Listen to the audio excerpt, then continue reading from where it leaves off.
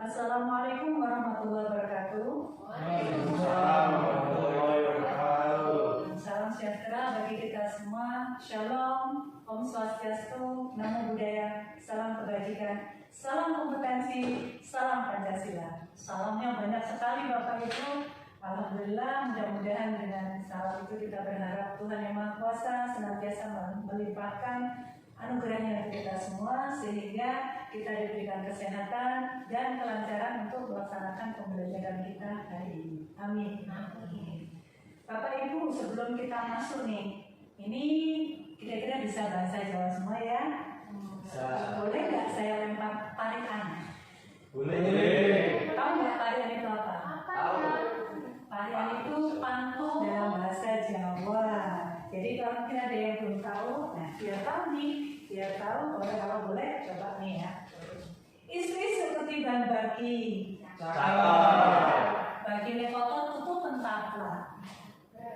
Aku heran karo saiki, HP-ne canggih, wong sing koplak. Jadi kira-kira kalau Bapak Ibu yang nggak tahu bahasa Jawa, ini dia artinya. Nah, pagi-pagi jatuh nampaknya udah ditutup taplak. Aku bingung lihat orang sekarang, HP-nya sih canggih, orangnya enggak.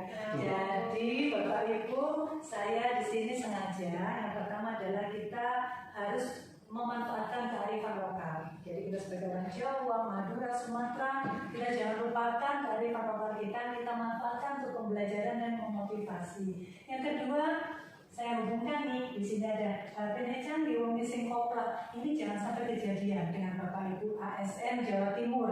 Jadi kita harus bisa lebih canggih dari piranti kita, lebih canggih dari gadget kita. Kira-kira itu ya. Nah, perkenalkan saya memperkenalkan diri.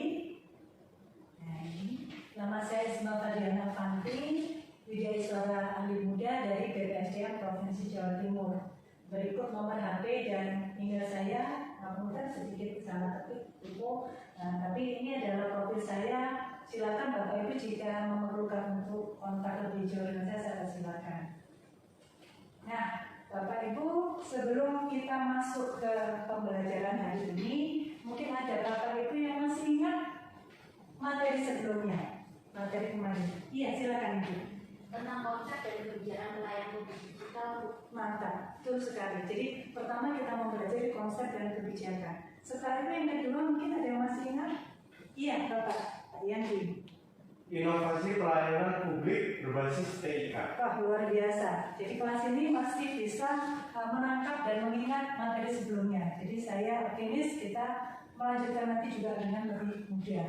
Jadi Bapak Ibu, sampai kita pada materi sekarang adalah tujuan kita setelah pembelajaran ini diharapkan Bapak Ibu dapat memahami komponen utama dalam pengembangan pelayanan publik berbasis TIK. Adapun indikatornya, nah Bapak Ibu pertama harus bisa menjelaskan faktor pendorong pengembangan apa saja. Nanti kita akan bahas. Dan yang kedua adalah menguraikan elemen sukses dalam penerapan konsep digitalisasi pada sektor publik. Oke, jadi kira-kira seperti itu yang akan kita capai untuk hari ini. Nah, saya kira Bapak Ibu ini kan sudah pejabat ya, Bapak PKP sudah punya banyak pengalaman terkait TIK. Saya ingin Bapak Ibu, nah ini coba kita manfaatkan untuk lebih memahami apa itu digital transform. Di sini ada unlocking possibilities yang membuka banyak kemungkinan, membuka banyak peluang. Di sini ada jabat tangan antara manusia dan atau hologram atau robot ya. Intinya kita di sini melihat ada dua kemungkinan. Apakah kita yang digenggam oleh teknologi ataukah teknologi yang menggenggam kita? Ini masih terlihat sama ya. Bagaimana langkah kita itu tentunya akan ditentukan bagaimana cara kita meningkatkan kompetensi kita. Nah, untuk itu coba Bapak Ibu buka di menti.com. Silakan dengan gadget masing-masing. Menti.com, masukkan kode 6860758 atau lebih mudahnya scan QR code berikut ini di layar. Nanti Bapak Ibu akan ada pertanyaan di situ. Menurut Anda, faktor-faktor apa yang mendorong keberhasilan digitalisasi pelayanan publik? Silakan dijawab.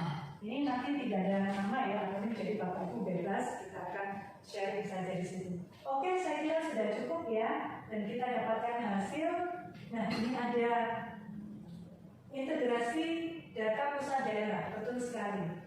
Dan yang kedua, adanya dukungan anggaran dan kepemimpinan yang mendukung. Saya kira Bapak Ibu pasti ini ya mungkin sudah baca modul bahkan ya. Dan di sini ada pentahelix, betul. Di sini ada nanti kolaborasi. Jadi jawaban-jawaban Bapak Ibu ini menggambarkan di kelas pikiran Bapak Ibu masing-masing akan kita bersama. Jadi Bapak Ibu, di sini saya bukan satu-satunya sumber belajar, kita akan saling memberi masukan, saling belajar. Nah, sekarang perkenankan saya akan membahas bagaimana materi kita hari ini terkait pertama adalah faktor pendorong digitalisasi pelayanan publik ada 3. Yang pertama ada visi dan strategi, di mana di situ ada regulasi, perencanaan holistik dan pelibatan stakeholder. Nah, sampai sini saya mau bertanya, mungkin Bapak Ibu ada yang masih ingat regulasi apa, regulasi kita yang memayungi aktivitas pelayanan publik berbasis digital? Iya, silakan Pak Dimas. Undang-Undang Nomor 11 Tahun 2008 tentang Undang-Undang ITE dan Undang-Undang Nomor 25 Tahun 2009 tentang pelayanan publik. Betul sekali, luar biasa Pak Dimas bisa menjelaskan dengan tepat. Ada 2 undang-undang, satu terkait pelayanan publik dan satu tentang ITE atau transaksi elektronik, informasi dan transaksi elektronik. Terima kasih Pak Dimas. Nah, di sini kalau hanya visi dan strategi masih belum lengkap. Nah, di sini harus ada manajemen perubahan. Apa saja di situ harus agile. Kita dihadapkan pada kondisi VUCA, perubahan yang tidak terduga, yang cepat, yang tidak terprediksi, itu kita harus bisa menangkap melalui sikap karakteristik agile yang tinggi, nasling, cepat. Diharapkan di situ termanage dengan baik perubahan itu. Kemudian bridging the gap. Baik gap generasi ini, Bapak Ibu sudah bisa merasakan di kantor generasi, adanya gap generasi milenial, ada baby boomer mungkin masih ada, atau Gen Y, Gen X, itu salah satu dari gap. Ada juga gap literasi digital. Jadi malah lapisan masyarakat tertentu masih sangat buta tentang teknologi, sementara yang lain sudah sangat melesat. Inilah yang harus dijembatani dalam manajemen perubahan. Untuk itu dibutuhkan adanya supportive leadership. Jadi kita harapkan para pemimpin kita bisa menempatkan diri dalam perubahan tersebut. Yang ketiga adanya infrastruktur digital. Berbeda dengan jalan, jembatan, gedung, infrastruktur digital ini spesifik ya. Jadi ada pasif, aktif, dan aplikatif. Pasif terkait dengan pembangunan secara fisik seperti fiber optiknya, aktif terkait ya Bapak Ibu pahami ada IoT, ada AI, artificial intelligence atau cloud computing, dan aplikatif dalam aplikasinya. Oke, sudah banyak lebar saya jelaskan. Mungkin ada yang mau ditanyakan Bapak Ibu? Iya, silakan. Bagaimana dengan lapisan masyarakat yang tidak punya akses internet atau bahkan tidak bisa menggunakan gadget? Apakah mereka tidak bisa menikmati hak yang sama? Luar biasa pertanyaan wasit ini. Bapak Ibu sudah bisa menangkap, menghubungkan kondisi real dengan materi yang kita pelajari. Tapi sebelum saya menjawab, saya kira dari wajah-wajah Bapak Ibu sudah muncul pemahaman dan bahkan ingin share opini. Kira-kira ada Bapak Ibu yang mau disampaikan? Iya, silakan Pak Prima. Saya ingin menanggapi pertanyaan dari Ibu tadi terkait dengan hak ya, bahwa setiap warga negara itu yang pastinya jelas mereka harus mendapatkan hak yang sama, tidak peduli mereka dari yang punya infrastruktur ataupun tidak punya infrastruktur, mereka semua memiliki hak yang sama. Cuma tugas pemerintah sekarang adalah bagaimana infrastruktur itu dibangun secepat mungkin agar pemerataan hak ini bisa secepatnya dirasakan oleh mereka yang belum menikmati sampai saat ini. Wah, saya harus acungkan jempol dengan kelas ini. Jadi Anda, Bapak Ibu meresponnya bagus, bahkan dalam sharing opini dan kualitas opininya pun juga sangat bagus. Terima kasih Pak Prima. Apakah Ibu sudah kejawab? Ya, saya kira sudah menjawab ya, karena sudah lengkap. Tapi bolehlah saya tambahkan terkait dengan hal tersebut. Pada tahun 2020 Presiden Jokowi sudah meluncurkan transformasi digital Indonesia untuk 5 langkah. Dan langkah pertama adalah nanti ditanyakan oleh Bu Astrid bahwa percepatan pemerataan akses internet. Jadi kita harus dalam hal ini lega ya, besar hati bahwa pemerintah sudah memikirkan hal itu. Akan tetapi tentu kita juga harus bersabar karena ada prioritas lain dan tentunya Indonesia sangat luas, sangat kompleks, maka untuk menjangkau ke seluruh wilayah itu akan butuh waktu dan juga tentunya energi, pengorbanan dan lainnya. Jadi kita harapkan langkah itu cepat lambat menuju ke tujuan yang diharapkan. Dan tentunya Bu Astrid, di unit pelayanan publik itu pasti disediakan bagi mereka yang belum bisa menggunakan layanan yang sifatnya online atau digital. Apakah dengan petugas secara langsung ataukah secara manual, itu pasti masih disediakan. Jadi haknya masih bisa dipenuhi oleh pemerintah. Demikian Bapak Ibu, dan saya kira semua sudah paham. Saatnya kita akan membuat sebuah studi diskusi kelompok melalui studi kasus yang sudah saya bagi menjadi 3. Dengan 3 kelompok di sini. Kelompok pertama, studi kasusnya upaya digitalisasi pelayanan publik bertujuan untuk meningkatkan kinerja pemerintah agar efektif dan efisien. Itu kelompok 1 ya. Namun yang terjadi adalah kesenjangan literasi makin tinggi antar generasi. Untuk kelompok 2, pemerintah mengoptimalisasikan transformasi digital dalam pelayanan publik.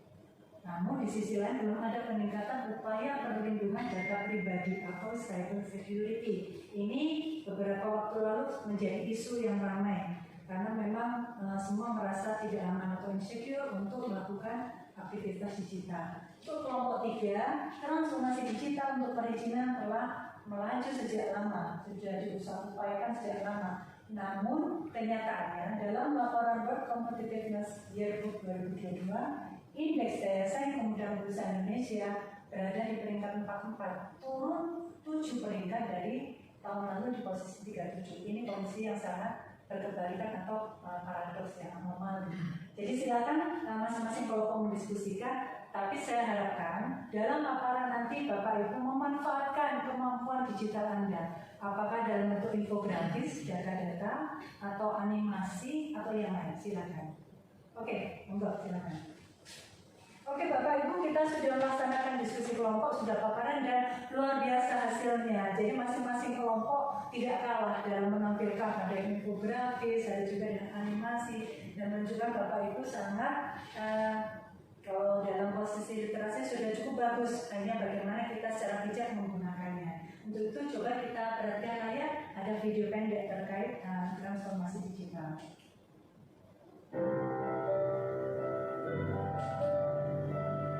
Baik, kita sudah menyaksikan video tadi, kita bisa menghubungkan dengan materi kita pada hari ini. Dan untuk itu kita bisa menyusun kesimpulan bahwa pengembangan pelayanan publik berbasis TIK dipengaruhi oleh beberapa faktor, di antaranya external pressure, internal political desire, overall vision and strategy, effective project management, effective change management, requires set competencies and adequate technological infrastructure seperti yang sudah saya jelaskan tadi. Kemudian untuk menerapkan konsep digitalisasi pada sektor publik ada 3 elemen sukses yang harus dimiliki dan diperhatikan, yaitu support atau dukungan, capacity, kapasitas, dan value atau nilai.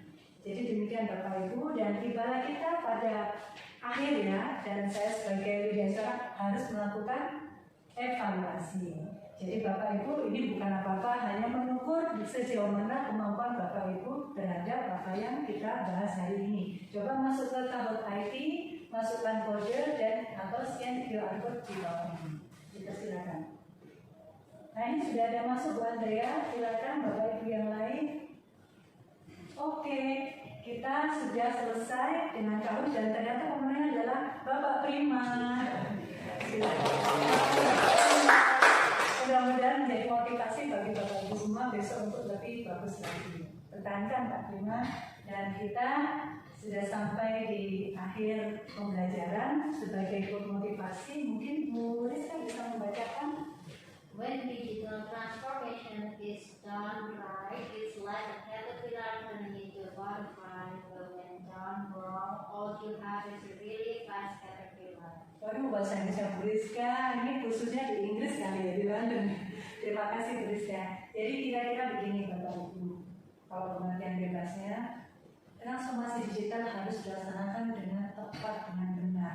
Karena jika dilakukan dengan benar, hasilnya Anda akan menjadi seekor kupu-kupu yang bukan hanya indah, tapi dia juga bisa menghibur, menghias. Tapi jika kita lakukan kesalahan, maka yang terjadi adalah kita menjadi ulat yang cepat, bukan begitu ya Bariska ya? Dan itu malah mengerikan, malah jangan sampai terjadi. Jadi kita di sini sebagai ASN harus bisa menentukan langkah dengan kompetensi kita, dengan kemampuan serta mungkin ada regulasi, mungkin kita bisa dilibatkan di sana. Kita harus bisa mengantar Indonesia menuju transformasi digital pada tahun 2045 Indonesia Emas.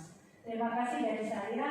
Mohon maaf jika ada kesalahan, dan apabila untuk ke depan dibutuhkan diskusi lebih lanjut, saya bersedia untuk nanti dihubungi di nomor HP atau email saya. Dan sebagai penutup, Tetap semangat. kembaran saya, ASN Indonesia luar biasa. Terima kasih dan sampai jumpa. terima kasih. Assalamualaikum warahmatullahi wabarakatuh. Waalaikumsalam.